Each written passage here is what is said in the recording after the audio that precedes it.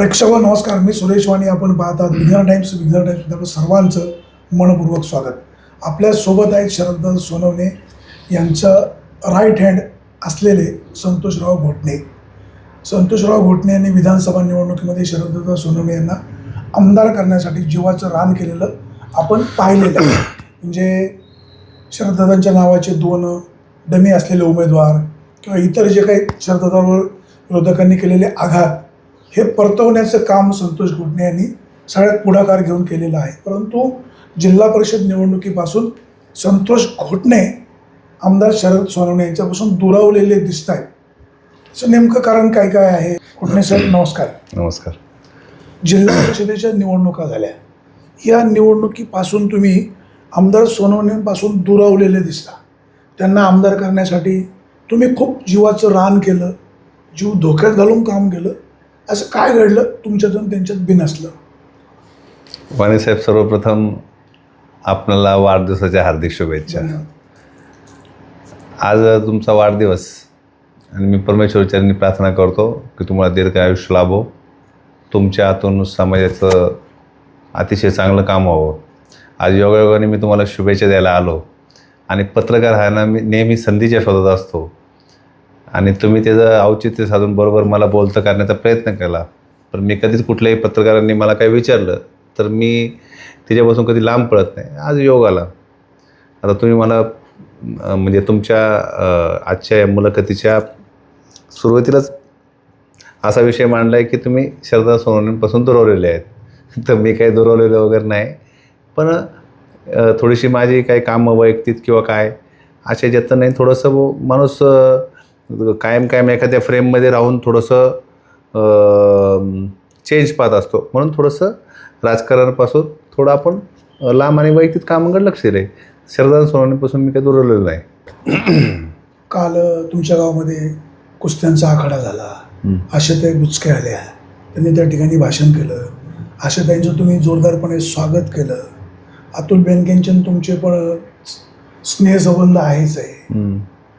जिल्हा परिषदेमध्ये मयूर पवार यांना उमेदवारी तुम्ही मागत होता, ती मिळाली नाही.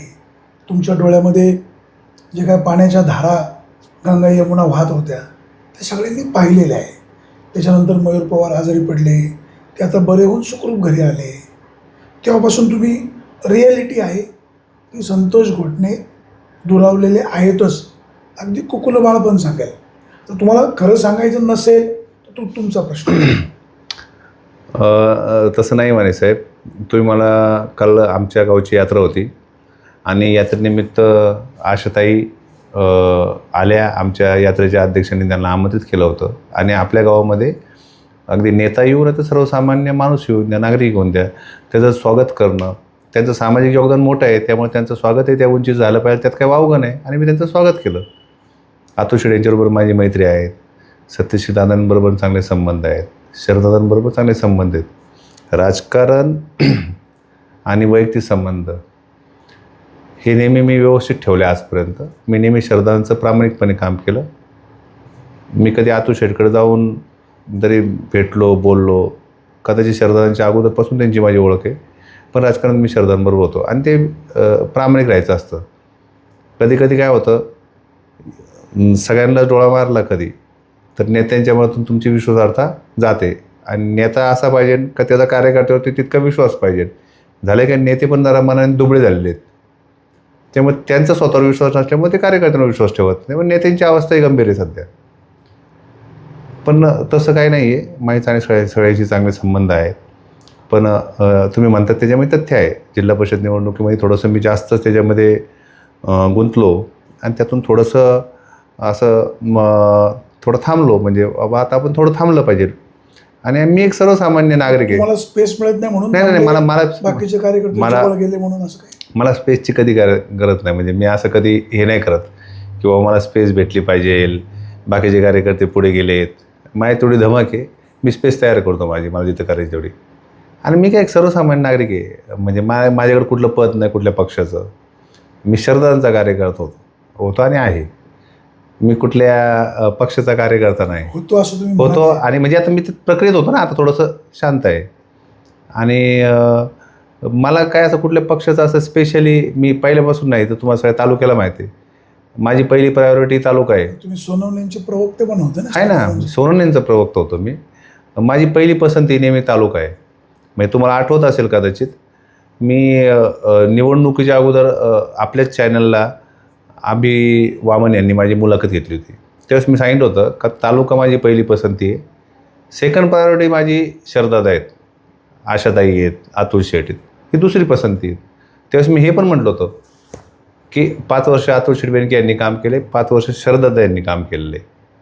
दोघांपैकी 5 वर्षाचा दोघांचा जर आपण मूल्यमापन जनतेने करावं आणि त्यापैकी कोणालाही मतदान द्यावं असं मी खुलं बोललो होतो. त्यामुळे आपली तालुका पसंती आहे. आणि मी काय कुठल्या पक्षात प्रवेश काय केला वगैरे नाही, उगाच चर्चा आहे. पहिली गोष्ट आहे का मला माझी अवकात माहिती आहे. मी एक छोटा सर्वसामान्य माणूस आहे आणि मी जमिनीवर राहण्याचा नेहमी प्रयत्न करतो.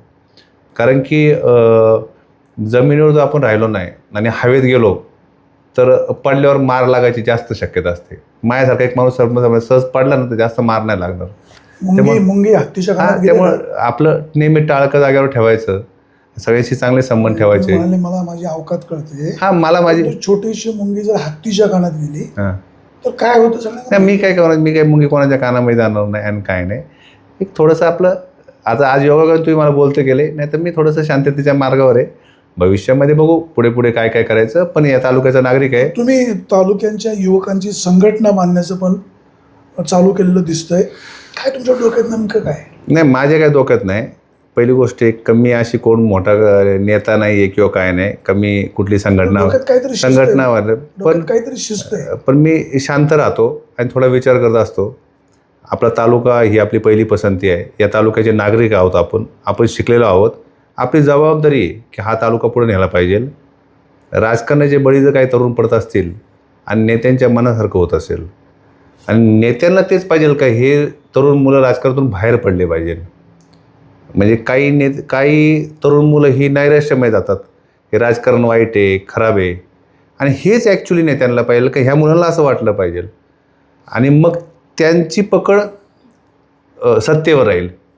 तर माझं उलटं असतं. माझं म्हणणं आहे की मुळात तरुणांनी निराश नाही झालं पाहिजे आणि तरुणांनी ह्या सगळ्या प्रवाहात आलं पाहिजे.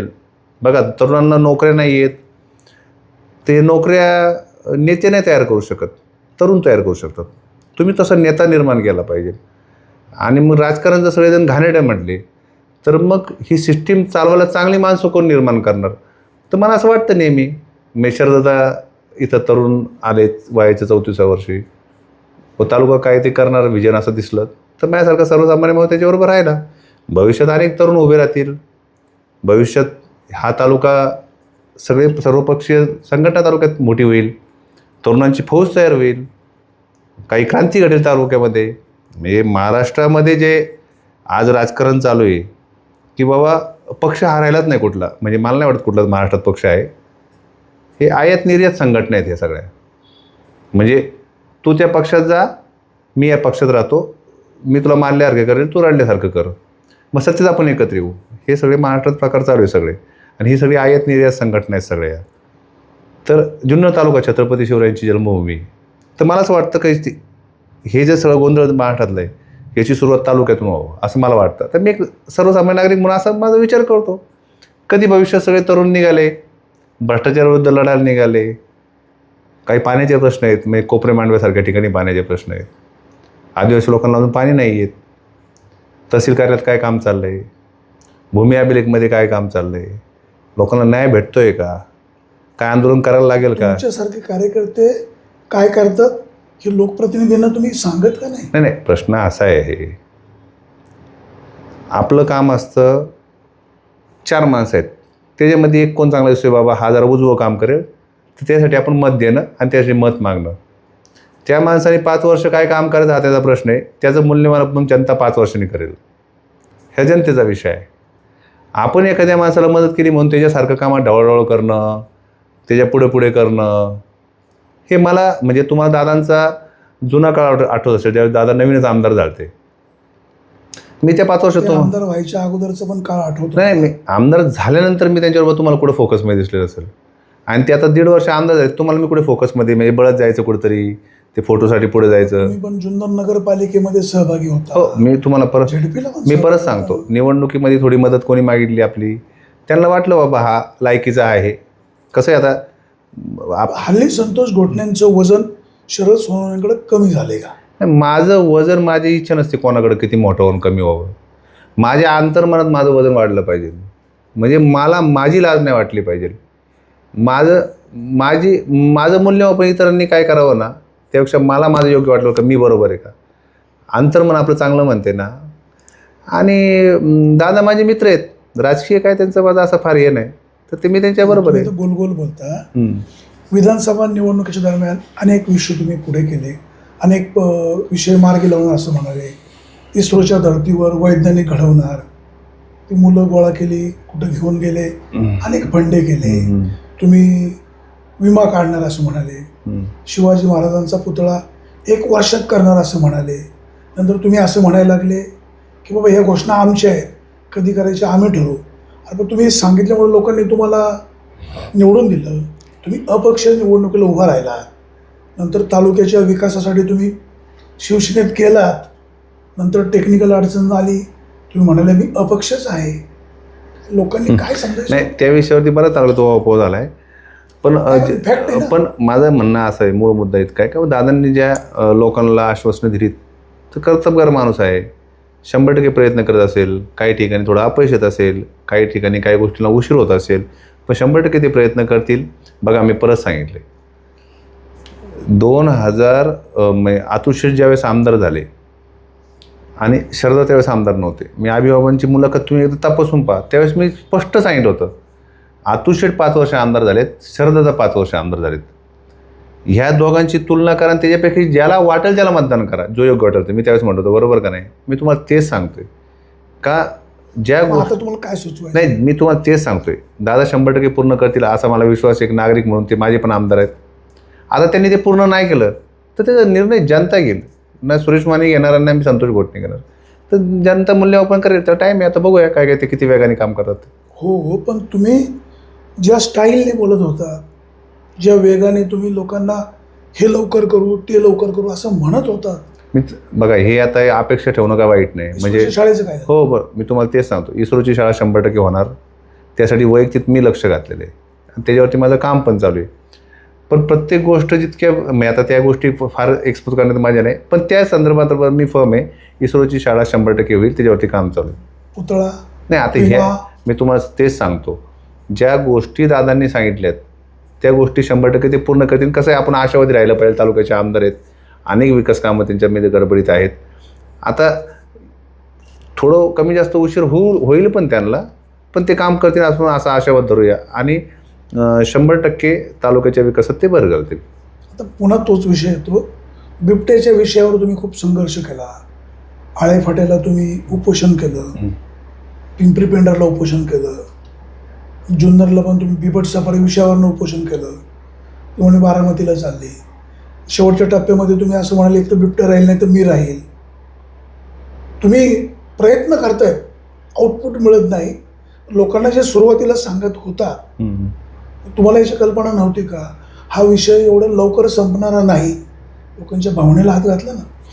बघा, लोकांच्या भावनेला जरी हात घातला, भावनेपेक्षा त्यांच्यासाठी तो अतिशय महत्त्वाचा विषय होता. लोकांसाठी ज्वलंत प्रश्न होते. मी बिबट्याचा विषय असेल त्यासाठी दादाने अनेक आंदोलनं केली, मंत्रालयात धडका मारल्या, विधानसभेमध्ये विषय काढले, अधिवेशनात विषय काढले, काही वेगवेगळ्या प्रकारचे प्रयत्न केले, त्यासाठी काही निधी आला. मी तुम्हाला तेच सांगतोय, माझ्या या गोष्टीवरती शरदा अजून स्ट्रॉंगली मानतील.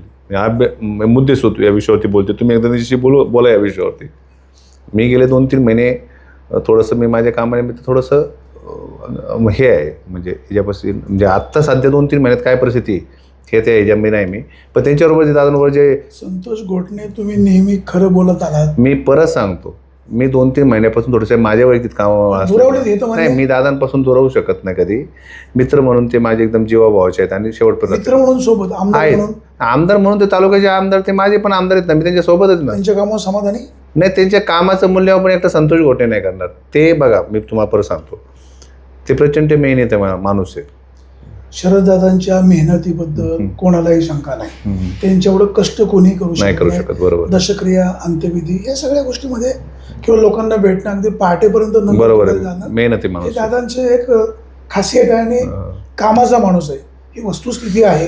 पण आपण जेव्हा पब्लिकला काही शब्द देतो त्याची जर पूर्तता होत नसेल तर लोकांची नाराजी वाढते ना. नाही, लोक नाराज पण होणार, पण ते मेहनत करतील आणि जे जे शब्द दिले ते पूर्ण करतील 100%, मला खात्री आहे. नगर परिषदेची निवडणूक झाली, तुमच्या मनासारखं निकाल लागला, नंतर नगराध्यक्ष ज्या झाल्या त्यांचं आणि त्यांचे पतिराज किंवा तुमच्या शिवसेनेच्या नगरसेवकांचं मन वेगळी, एक पूर्वेला एक पश्चिमेला. सध्या आपण रोज पाहतोय कोण कोणाचा निषेध करतोय, कोण कोणाचं काय करतोय, काय चाललंय काय हो?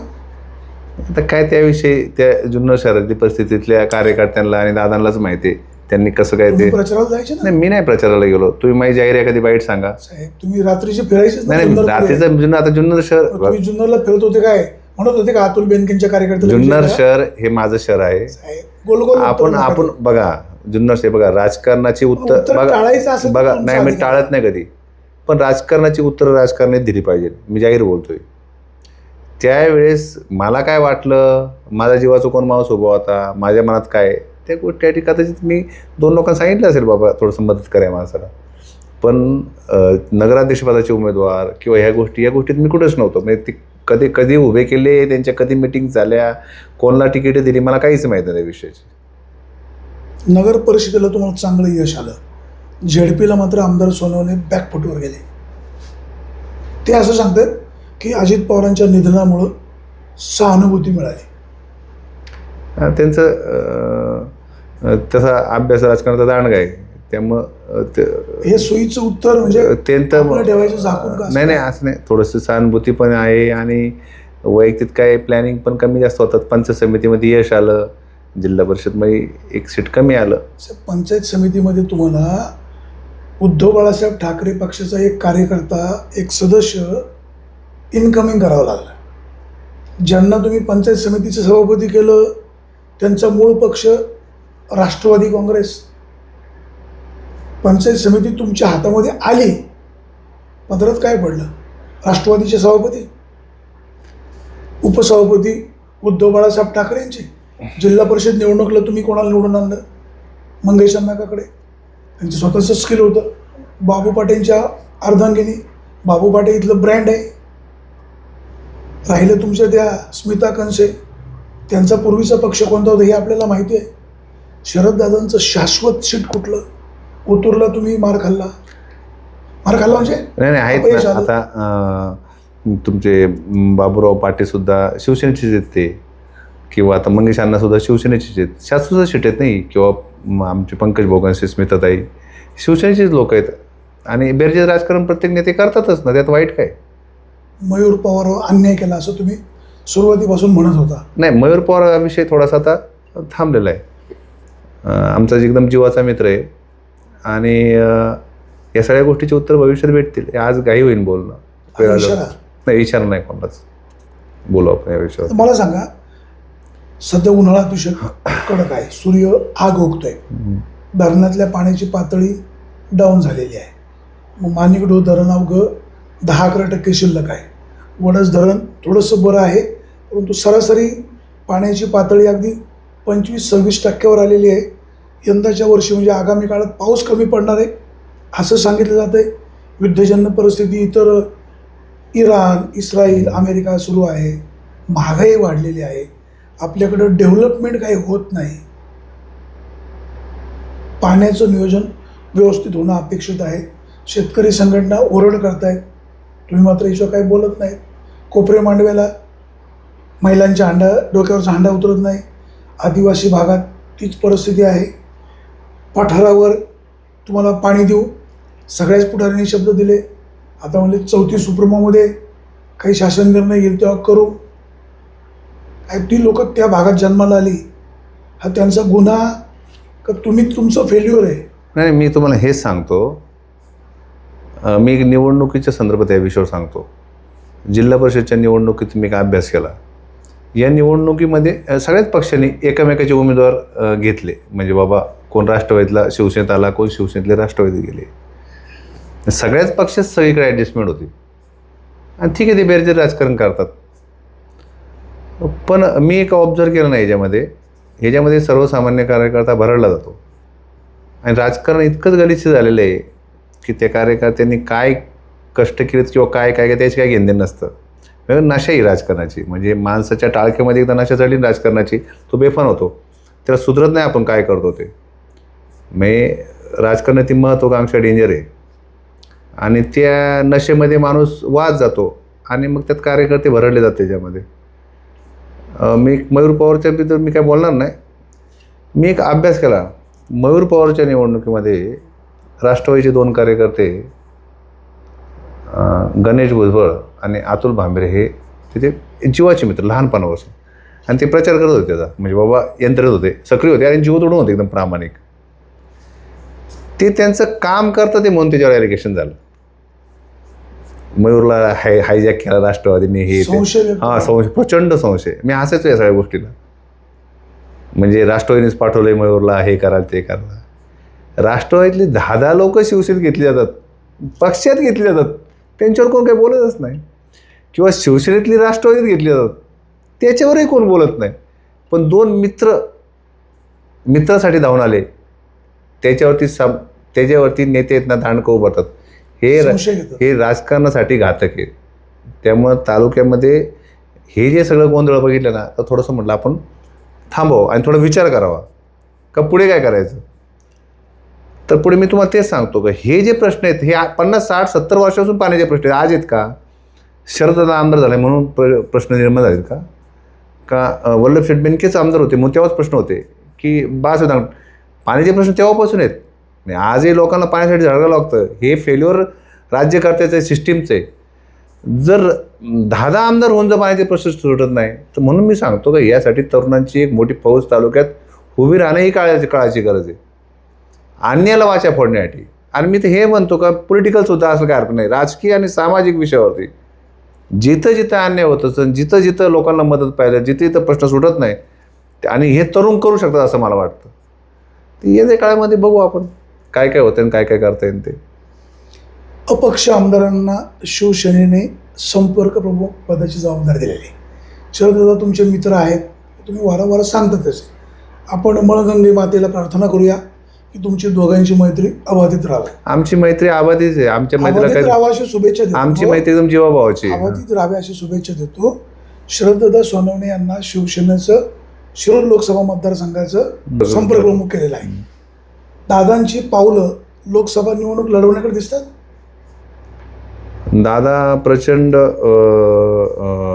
म्हणजे मेहनती आहेत आणि महत्त्वाकांक्षा सुद्धा मोठी ठेवतात. आणि काय भविष्यात ते खासदारकी लढतील किंवा काय त्यांच्या डोक्यात काय आता आपण काय सांगू शकत नाही त्यांच्या मनामध्ये काय ते. म्हणजे कधी कधी असं सहजपणे म्हणतात की उद्या बाबूराव सुद्धा आमदार होतील, कधी कधी म्हणतात का गणेश कवडे आमदार करतात, सत्यशील शेरकर, आशाताई सगळ्यांनाच म्हणतात ते आमदार होते. म्हणजे त्यांचं खुलं व्यासपीठ आहे. म्हणजे उद्या संतोष घोटणे आमदार झाला तर त्यांना आनंद होईल. दिलदार आहेत ते. त्यामुळं उद्या कदाचित बाबा म्हणजे ज्यांनी जिल्हा परिषद लढवल्यात ते सुद्धा सगळे आमदार होतील किंवा जे निवडणुकीत पडलेत म्हणजे ते पडले म्हणून ते काय वाईट आहेत किंवा ते समाज उपयोगी नाही आहेत, कदाचित त्यांनी 3.5 वर्षात आमदारकीची तयारी करतील. म्हणजे आता आपण म्हणजे आता मला असं वाटतं की भविष्यामध्ये ही जी 2029ची निवडणूक आहे ना, ही निवडणूक झाली ना त्याच्यापेक्षा फार मोठी वेगवेगळी असं मला दिसते. निवडणूक या निवडणुकीमध्ये ह्या निवडणुकीमध्ये म्हणजे काय त्याला एक शब्द एकदम अशी आता मी ही जी 2024ची निवडणूक अशी कधी झालीच नाही तालुक्यामध्ये. तशी त्याच्यापेक्षा एकदम खतरनाक निवडणूक होईल. म्हणजे या 2029च्या निवडणुकीमध्ये ज्यांनी काय विचार नसेल केला त्याच्यापेक्षा वेगळ्या दिशेला निवडणूक जाईल. कारण की पाठीमागची निवडणूक जेवढी सेन्सिटिव्ह झाली, जेवढं त्याच्यामध्ये गोंधळ झाला, जेवढा संघर्ष झाला, कधी पण त्याच्या पुढची निवडणूक त्याच्यापेक्षा संघर्षमय होते. आणि अनेक आमदार केले इच्छुक राहतील. त्यामुळे दादा संतोष घोटणे सर्वसामान्य माणूस आहे. तो 7-8 मताचा या नाही 7-8 मताचा असेल कदाचित काहींच्या 7-8 मनात. हजार असेल. नाही नाही असं नाही, मी छोटा माणूस आहे. पण मी एक सांगतो की कदाचित दादांना असं वाटत असेल का बाबा आता ही नवीन फळी आहेत, मी आता एक संतोष चव्हाणसारखा माणूस आहे, जरी त्यांचा पराभव झाला तरी सामाजिक भान नसलेला माणूस आहे, कधी ते इच्छुक राहतील किंवा मोहितजी धमाले इच्छुक राहतील, असे अनेक इच्छुक राहतील आमदारकीला. पण ते आता बघायला गेलं ते एखादं पटकन कवळं पोरग येईल, ते समाजाच्यासाठी मैदानात उतरल, समाजाचे प्रश्नावरती लढा देईल. शेवटी निवडणुका या भावनेवर खेळायच्या का प्रश्नांवरती. एखादं कवळं पोरग पुढे निघून जाईल, असं काय सांगतं, तरुण एखादा पुढे जाईल. त्यामुळं आणि दादांचं मन मोठे नेहमी, ते भूमिका नेहमी मन बिंदास ओपन बोलतात. त्यामुळे कधी ते खासदारकी लढायला जाते, त्यांना वाटतं का बाबा आता बरेच इच्छुक दिसतं ते, तर नको संघर्ष तालुक्यात, तेव्हा मनाचा मोठेपण जाऊन खासदारकी लढतील, काही सांगतात नाही. आमदार सोनवणे आमदार होऊन म्हणजे शरदत्त सोनवणे आमदार होऊन 2 वर्ष होते. त्यांच्या कामकाजावर एक मतदार म्हणून, एक जुन्नरकर म्हणून काय मला वाटतं. नाही आता बघा, मी दादांचा एक अभ्यास केला ना, ज्यावेळेस ते 14 ते 19 आमदार होते ना, त्यावेळेस 1.5 वर्ष त्यांच्याकडनं म्हणावं असं काम झालं नाही. हे तर साक्षीदार मी पण आहे. मी त्यांच्याशी बोललो पण त्यावेळेस, आता काही काम होत नाही. ते मला म्हणजे बघू संतोष, पुढं मी नवीन आहे. कदाचित आता बघा, आता 1-1.5 वर्ष झालं त्यांना, तर थोडंसं सेट व्हायला किंवा सगळ्या गोष्टी व्हायला थोडासा टाईम लागेल. पण ते स्विंगमध्ये सेटअपचं काय विषय नाही तसं नाही. बघा, एक सूर लागतो प्रत्येक गोष्टीला. आता नवीन झाले आमदार, सत्कार, त्यानंतर निवडणुका, या सगळ्या गोष्टी झाल्या. या सगळ्या माणूस याच्यामध्ये काही कामं झाली नाही असं नाही, काही कामं त्यांनी आणली तालुक्यामध्ये. सांगा ना एक. नाही, विकासाची कामं आता आपण तर रोज त्याच्यावर पाहतोय. हां, विकासाची कामं. हां कॉन्क्रीट नाही, कॉन्क्रीट काम तर बघा, कामाबद्दल म्हणलं ना तर मी तर मेंटली अजूनही समाधानी नाही. कारण आजही लोकांना कोपरे मांडवीसारख्या ठिकाणी किंवा आदिवासी भागात लोकांना पाणी भेटत नाही. हे राज्यकर्त्यांचं फेल्युअरच आहे. म्हणजे माझं जर म्हणणं आहे की त्यांनी थोडी बाकीची कामं विकास थांबवावं आणि त्यांनी लोकांनी जाऊन त्या लोकांचं म्हणजे त्यांची काय अवस्था आहे, त्यासाठी काय करते याचा विचार सगळ्याच आमदारांनी, खासदारांनी. म्हणजे आता अतुल बेनकेसुद्धा सत्तेमध्ये आहेत. मग आता वैयक्तिक मग ते अतुल बेनके असतील, शरदादा, तुमचे आपले खासदार कोल्हे साहेब, यांनी वास्तविक एकत्र बसलं पाहिजे आणि त्यांनी तिघांनी एकत्र येऊन भूमिका घेतली पाहिजे की बाबा चला आपण सत्तेत आहे, त्याला काय असेल ते हे पाण्याचे प्रश्न तर सोडवले पाहिजे. तर ते फेल्युअर आहेच सगळ्यांचं. पण 1.5 वर्षात मला असं वाटतं दादा भविष्यामध्ये अजून वेग धरतील. आता निवडणुका सगळ्याच संपल्यात आणि मला असं वाटतं तालुक्यामध्ये स्विंगमध्ये काम करतील ते. आपल्या विभागाचे खासदार डॉक्टर अमोल कोल्हे निवडणुकीला ज्यावेळेस दुसऱ्यांदा सामोरे गेले, लोकांना खूप शब्द दिले होते आणि अनेक ठिकाणी कार्यालय पण सुरू केली. सध्या ते माणसांमध्ये फारसे दिसत नाही. जनतेच्या ज्या समस्या आहेत, अडीअडचणी आहेत, त्या सोडवताना त्या पब्लिकमध्ये फारसे येत नाही. लोकांमध्ये नाराजी त्यांच्याबद्दल आहेच. नाही, आता ह्याच्यामध्ये कसं आहे बरं का, तुम्ही ही परिस्थिती पूर्वी पण होती त्यांची. म्हणजे ज्यावेळेस ते पूर्वी 5 वर्ष खासदार होते ना, ते सेकंड टाईम निवडून आले ना, याला लोक पण खूप जबाबदार आहेत. निवडणुकीच्या काळामध्ये निवडणुका कशावर जातात हे बघा, जोपर्यंत जनता पण मी काय कोल्हे साहेबांचा विरोधक नाही, मी त्यांचं समर्थक आहे की बाबा ते माझे पण खासदार आहेत. त्यांनी पण आता त्यांच्यावर जेवढा वेळ आहे तेवढा तालुक्यासाठी किंवा ह्यासाठी थोडंसं स्वतःला झोकून द्यावं. आणि बघा, एखादं तुम्ही पद घेतलं, त्याला न्याय देता आला पाहिजे तुम्हाला. पहिले तुम्हाला स्वतःला, म्हणजे तुम्हाला आत्मिक समाधान स्वतःला पाहिजे का मला त्या समाधान आहे का त्या पदावरती मी सत्ता नेमकी हवी कशासाठी आणला, हा प्रश्न आहे मोठा. तर त्यांनी द्यावं अशी आपण त्यांच्याकडनं अपेक्षा बाळगू. यापेक्षा काय म्हणू शकतो. जिल्हा परिषद निवडणुकीला शरददादांनी माऊली खंडागळे यांना इनकमिंग केलं. शरददादांनी माजी आमदार अतुल बेनके यांचे खासगी सीए सहाय्यक पानसरेंच्या अर्धांगिनींना इनकमिंग केलं. विजय होईल असं सांगितलं जात होतं. माऊली खंडागळे यांच्या मिसेस पराभूत झाल्या. त्या ओतूर गटामधून पानसरेताई पराभूत झाल्या. काय कशामुळं? नाही, आता ते त्यांचं राजकारण आहे. त्यांनी दादांनी काय अभ्यास केला असेल त्यामुळे आता त्याच्याविषयी तर काय मी जास्त काय सांगू शकत नाही. पण राजकारणामध्ये नेता काय भूमिका घेतो ना, याचा विचार तालुक्यातली आम जनता करते. त्याचा त्या निवडणुकीवर परिणाम होतो. म्हणजे तुमची भूमिका काय नेत्याची, तुम्ही कुठल्या अँगलनी संघटना बांधताय, किती लोकांना ती आवडेल, किती लोकांना आवडणार नाही. समजा एका गटामध्ये असं गृहीत धरा, आता उद्या मी राष्ट्रवादीमध्ये समजा असं मी जाणार नाही कुठंच, मी सांगतोय तुम्हाला, मी राष्ट्रवादीमध्ये उद्या गेलो किंवा वाणीसाहेब तुम्ही राष्ट्रवादीमध्ये गेले, तुम्ही पत्रकारिता केलेली असते, ते लोकांना आवडणार आहे का? तुम्ही राष्ट्रवादी गेलं, लोकांना ते आवडणार नाही. नीट समजून घ्या. म्हणजे तुमची आज जी उंची आहे, तुम्ही एकदा पक्षात गेलं ना का मग ते याचा अर्थ मग लोक त्यावर चर्चा करणार, दृष्टिकोन बदलतो. हां. त्यामुळं नेत्यांनी सुद्धा, आता हे राजकारण मी तुम्हाला परत सांगितलं, हे पक्षच नाही आहेत, हे आहेत निर्या संघटना आहे सगळ्या, ह्यांच्या लक्षात येत नाही. एक दिवस एक काळ येईल, लक्षात ठेवा, का क्रांती घडेल आणि लोक आहे ना राज्यकर्त्यांना बाजूला करतील, हे ध्यानात ठेवा. आणि सर्वसामान्य जनता आहे ना राजकारण ताब्यात घेईल, अशीच परिस्थिती आहे सध्या. शरददादा सोनवणे कार्यकर्त्यांपासून दुरावलेत का कार्यकर्ते शरददादा सोनवणे यांच्यापासून दुरावत चाललेत?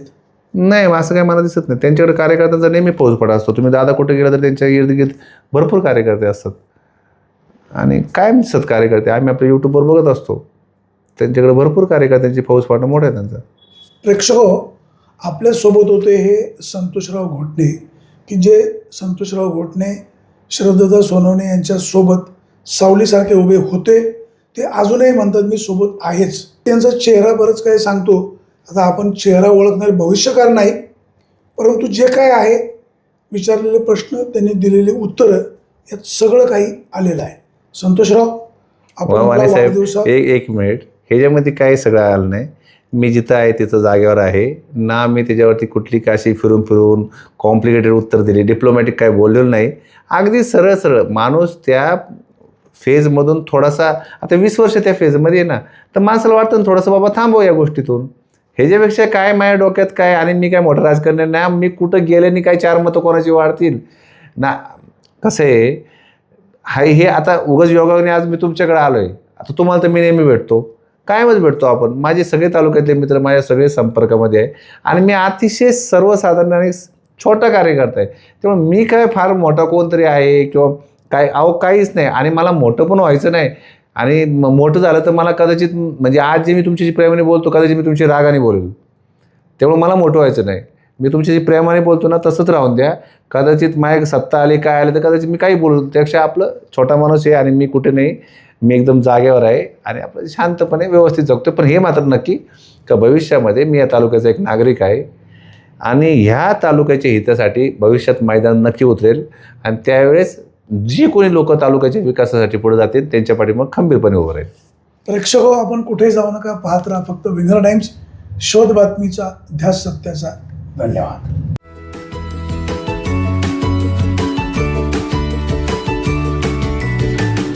बातम्या शेतीच्या, बातम्या मातीच्या, बातम्या अन्यायाच्या, गुन्हेगारीच्या,